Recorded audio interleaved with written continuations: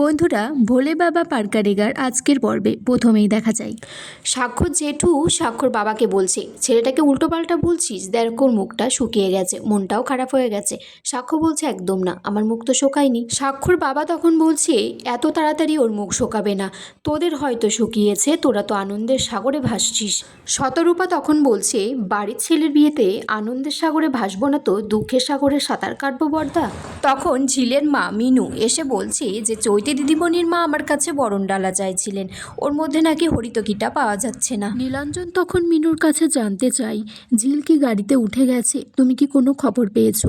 তখন ঝিলের দিদি আসে সেখানে, বলছে, মা তোমার এখনো কোনো কাজ হয়নি, আমার শরীরটা ভালো লাগছে না, তুমি তাড়াতাড়ি বাড়িতে চলো। সাক্ষ্য তখন বলছে, তোমরা আমার বিয়ে দেখবে না, অন্তত খাওয়া দাওয়া করে যেতে পারতে। ঝিলের দিদি তখন বলছে, আসলে আপনাদের মতো বড়লোকি খাবার দাবার তো আমরা চিনিও না, আর আমাদের ঠিক পোষাবে না, আমরা বরঞ্চ বাড়িতে সিদ্ধ ভাত খেয়ে নেব। তখন ছুটি আন্টি মিনুকে বলছে, তুমি ঝিলের জন্য চিন্তা করো না। তখন ঝিলের দিদি বলছে, আসলে ছুটি আন্টি যাদের চিন্তা করা তাদের জন্যই কিন্তু হয়। সাক্ষর ঋষভকে বলছে, আমার গাড়িতে তুই ওঠ। তখন তিতির বলছে, ঋষভটা যাবে না, হয়তো ভ্রমর গেলে যেতে পারে। ঋষভ তখন বলছে, কি হচ্ছে তিতির, জায়গা বুঝে তো কথাবার্তা বলতে হয়। সবাই গুছিয়ে রেডি হয়ে বাড়ি থেকে বেরিয়ে গেলে নীলাঞ্জন মিনুকে বলছে, তুমি চিন্তা করো না, তোমার মেয়ের ভালোই হবে, যা হবে। সবাই হই হুল্লোড় করে নাচ গান করছে। তখন সুদর্শনা এসেছে, বলছে, বর্দা বলেছে তুমি বাড়ির বউ, ডিভোর্স তো এখনো হয়নি, তাই আমাকে আসতে বলেছে। তারপর ঝিলের বান্ধবীরা ঝিল একে একে গাড়ি থেকে নেমেছে, সবাই দেখে খুব অবাক হয়ে গেছে। তখন শতরূপা বলছে, কিরে ঝিল তুই এখানে? ঝিল বলছে, কেন, তুমি তো বাড়িতে গিয়ে নিমন্ত্রণ করে এসেছিলে, আর এখন তুমি অবাক হয়ে গেছো? ছুটি আন্টি তখন ঝিলকে বলছে, ঝিল তোকে তো চেনাই যাচ্ছে না, তোকে খুব সুন্দর দেখতে লাগছে। ঝিলের মা বলছে, ঝিল তুই ব্যাঙ্গালোর যাসনি? তখন বলছে, সাক্ষ্যবাবুই আমাকে নিমন্ত্রণ করেছে, আর দুবার দুবার টিকিট কাটার মতো পয়সা আমাদের কাছে নেই, দ্বিতীয়বার টিকিটটা সাক্ষ্যবাবুই কেটে দেবেন।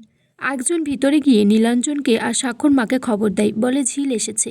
তারপর নীলাঞ্জন নিজে আসে দেখতে সেটা। এদিকে ঝিলের দিদি বলছে, তুই ছিলিস কোথায়? বলছে, আমরা আসলে সাজতে গেছিলাম সবাই, বড়লোক বাড়ির বিয়ে, সুন্দর করে সাজতে হবে তো।